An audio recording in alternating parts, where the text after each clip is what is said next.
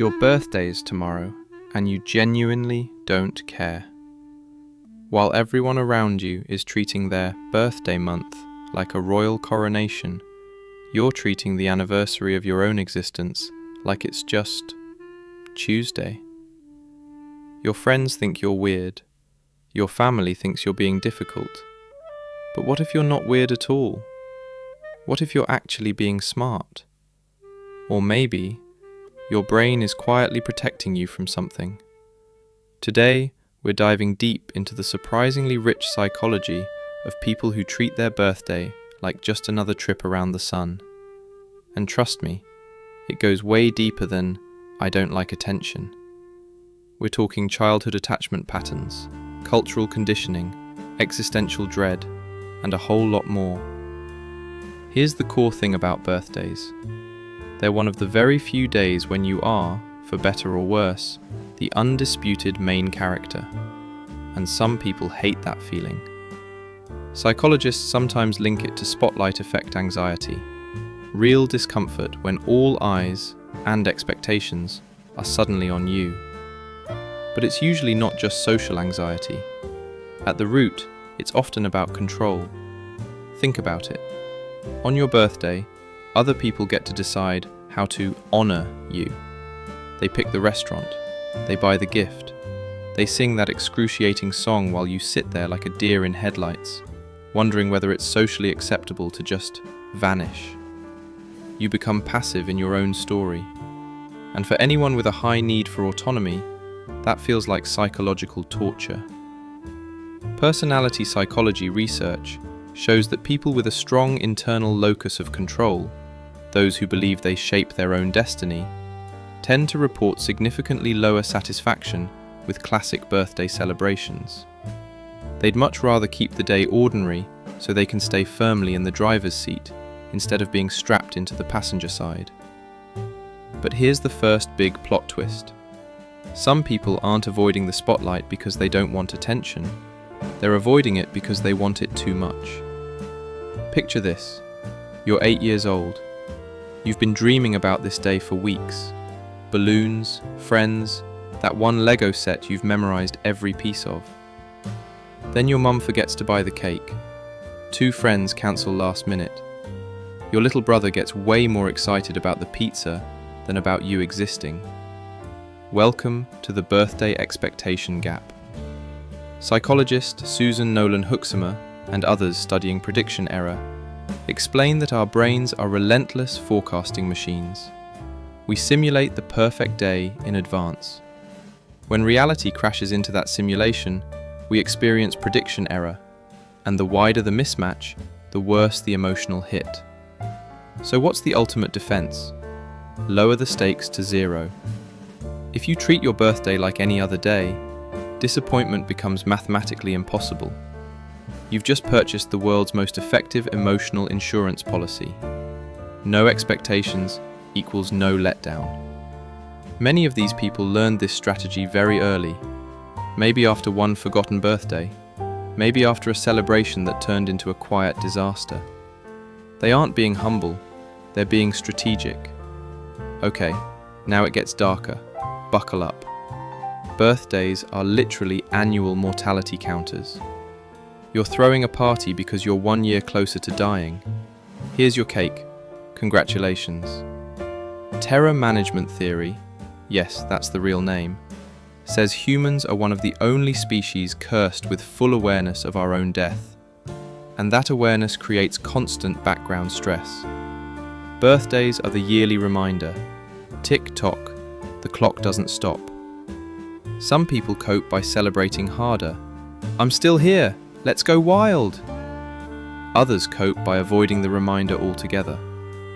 Studies on mortality salience show that when death is made salient, certain personality types downplay or skip milestone celebrations entirely. It's rarely conscious. They're not sitting there thinking, "This birthday edges me closer to the void." But subconsciously, the brain registers the threat and chooses the path of least existential panic. Treat it like a normal Tuesday. Here's something almost no one talks about. A surprising number of people who don't care about their birthday are actually the most birthday-obsessed people in the room. Confused? Stay with me. There's a subset suffering from what we could call idealization paralysis. They have built such a flawless, cinematic, Pinterest-perfect vision of what a birthday should be that real life could never live up to it. So they shut the whole thing down.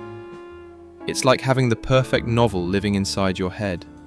So perfect that you refuse to write a single word because the actual sentences would ruin it. These folks often score high in openness to experience and neuroticism on the Big Five. They're deeply creative, feel everything intensely, and are brutally self-critical. The fantasy birthday in their mind has perfect people, perfect lighting, perfect emotions.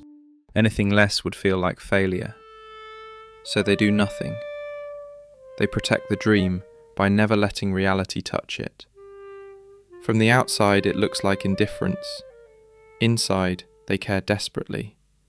They're just terrified of disappointing themselves with their own impossible standards. Brené Brown calls something similar foreboding joy, the reflex to armor up against positive experiences because you're already bracing for the inevitable letdown. And of course, we have to zoom out. Not every culture treats birthdays like the Super Bowl of self-worth. In many collectivist societies, individual birthdays barely register. Sometimes the actual birth date isn't even the celebration day. Sometimes the focus stays on family, community, or elders, not on making one person feel uniquely special for surviving another solar orbit. If you grew up in that kind of environment, treating your birthday casually isn't avoidance, it's just normal.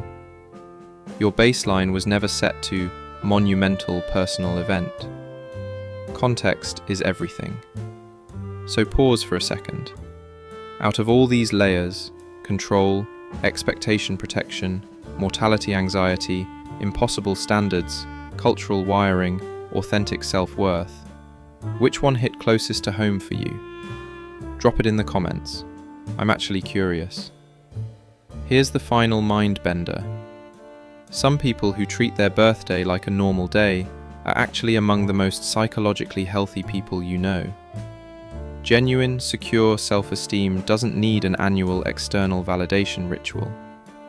People with secure attachment and solid internal worth feel valued 365 days a year. They don't require one designated day to prove it. The birthday is nice if it happens, but it doesn't define their value. They already know it.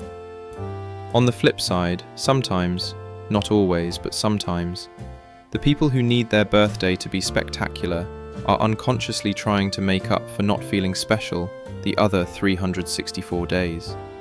Just something to chew on. So what's really going on when someone shrugs off their own birthday? It can be control. It can be emotional self-protection. It can be mortality avoidance.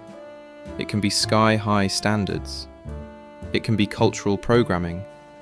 It can be quiet, authentic self-worth. Or maybe they literally just forgot tomorrow is their birthday and they're not that deep. Either way, next time someone casually mentions it's their birthday and acts like it's no big deal, maybe don't assume they're strange. They might just be navigating the psychological minefield of modern life in the way that feels safest to them. And honestly, that's pretty valid. Now, if you'll excuse me, I have to go start planning my birthday. It's in 7 months. You know, just to be ready. If you enjoyed this deep dive, the next video is another wild psychology topic. Check it out right here.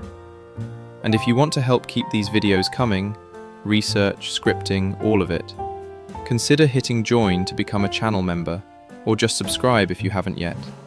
It genuinely makes a difference. Thank you.